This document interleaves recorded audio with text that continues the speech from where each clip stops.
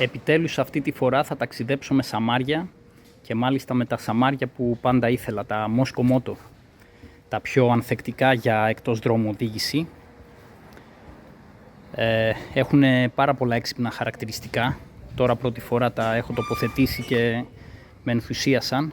Εγώ έχω βάλει 4 τέτοιες auxiliary pockets, βοηθητικές τσέπες, μπορεί να βάλει κανείς όσες θέλει, 2 και 2 έχω βάλει δηλαδή.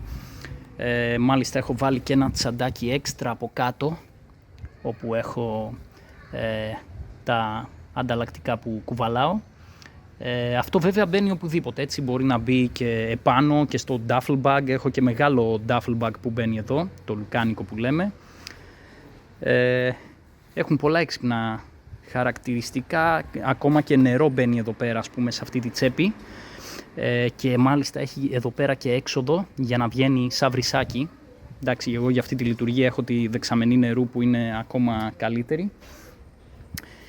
Κλειδώνουν από εδώ πέρα, περνάει ειδικό σύρμα που γύρω κλειδώνει τη βαλίτσα.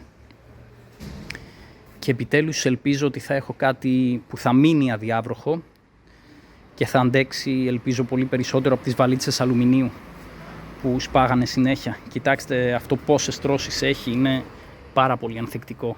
Ακόμα και από το πίσω μπαίνουν πράγματα.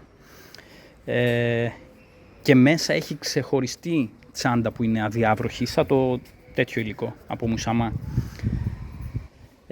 Δεν θα τα βρείτε αυτά σε κανένα κατάστημα, που πωλούνται μόνο απευθείας από την εταιρεία. Είναι αμερικάνικη εταιρεία, αλλά έχουν παράρτημα και στην Ευρώπη, οπότε μόνο από την ιστοσελίδα της Mosco Moto μπορεί να τα βρει κανείς.